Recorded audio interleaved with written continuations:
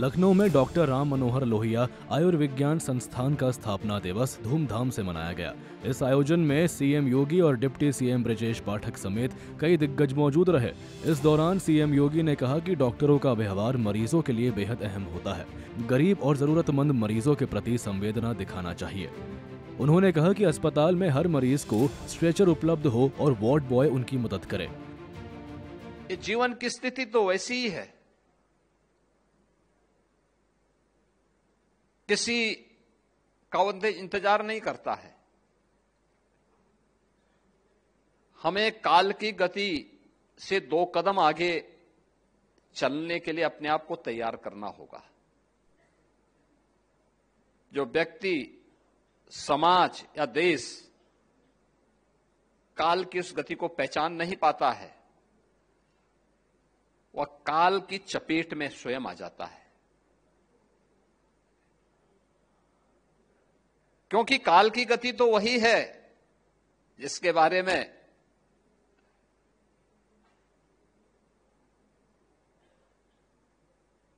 Doctor Shyam Narayan Pandey ने कहा था कि ये महाकाल का आसन है, इस पर न किसी का शासन है।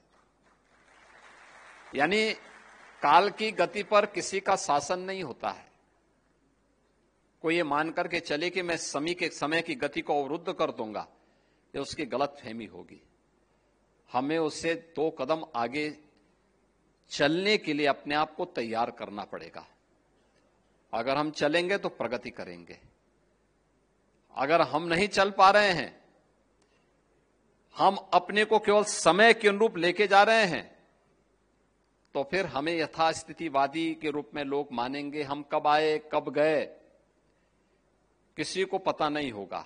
लेकिन अगर हमारे कारण संस्थान को नुकसान हो रहा है तो मान के चलिए कि आने वाली पीढ़ी कभी हमें माफ नहीं करने वाली है, कभी माफ नहीं करने वाली है।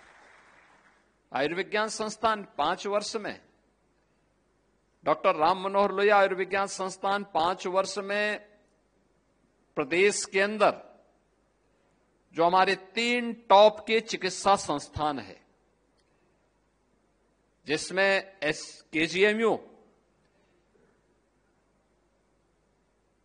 110 वर्ष की अपनी आयु पूरी कर चुका है, तो स्वाभाविक रूप से वह तो आगे रहेगा ही रहेगा। एसजीपीजीआई वह भी कमोवेश 4 दशक पुराना है, लेकिन आप लोग 5 वर्ष में या 19 वर्ष में एक लंबी छलांग लगा करके प्रदेश के अंदर 25 करोड़ की आबादी में आपने नंबर 3 के स्थान के साथ तीसरे 3 टॉप के जो संस्थान है, टॉप 3 में हम अपने आप को स्थापित कर चुके हैं। ये चीजें दिखाती हैं कि हमारी दिशा सही है, हमारी लीडरशिप सही है, हम सही दिशा में आगे बढ़ रहे हैं। भौतिक चुनौतियां आती हैं, लेकिन टीम वर्क होता है, कार्य करने का जज्बा होता है, तो वह लोगों के मन में एक नई उत्साह का संचार करता है।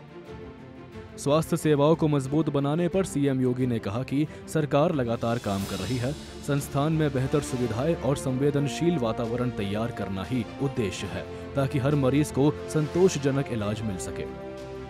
तो आज जो एक व्यक्ति, एक पेशेंट का परिजन, एक मरीज का परिजन बड़े विश्वास के साथ आता है, और विश्वास के साथ आने के बाद अगर कहीं पे उसकी भावनाओं को ठेस लगेगा तो वह फिर धीरे धीरे करके उसके मन में आएगा, देखो साहब कुछ नहीं होता, और फिर वह यहां से विमुख होकर के दूसरी तरफ रुख करेगा।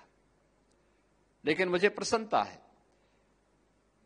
कि लखनऊ के इन 3 संस्थानों ने लगातार सम और विषम परिस्थितियों में कार्य करते हुए आज उत्तर प्रदेश के अंदर चिकित्सा स्वास्थ्य के लिए भी और चिकित्सा शिक्षा के लिए भी कुछ मानक तैयार किए हैं, मानक गढ़े हैं। मुझे याद है जब इस सदी की सबसे बड़ी महामारी कोरोना आया था, कोरोना के दौरान मैं देख रहा था, मुझे उस समय अक्सर इस बात को मैं अनुभव करता था कि उत्तर प्रदेश में प्रारंभिक रूप से हम लोग तैयार नहीं थे कोरोना जैसी महामारी को सामना करना पड़े, क्योंकि हमारी पीढ़ी ने पहली बार इस प्रकार की महामारी को देखा था।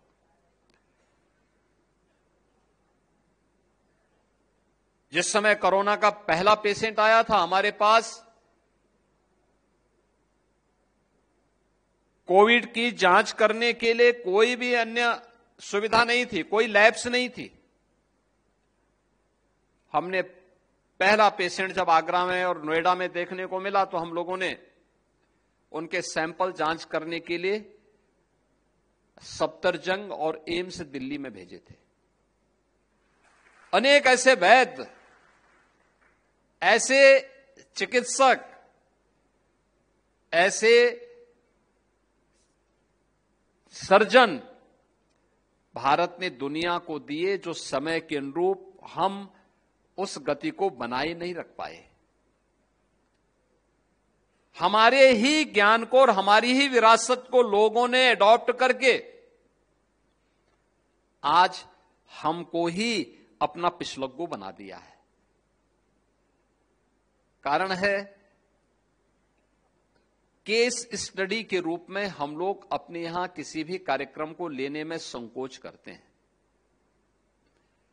आपके पास जितने नंबर ऑफ पेशेंट हैं, अगर आप इन सब पे लिखने की आदत डालना प्रारंभ करेंगे, उनके लक्षणों के आधार पर, उनकी परिस्थितियों के आधार पर बहुत अच्छी केस स्टडी आपकी तैयार हो सकती है। और आप बता सकते हैं उन क्षेत्रों में कहां, किन क्षेत्रों में कौन सी बीमारी कब होती है, उसके उपचार के लिए, वहां पे बचाव के लिए क्या उपाय हो सकते हैं।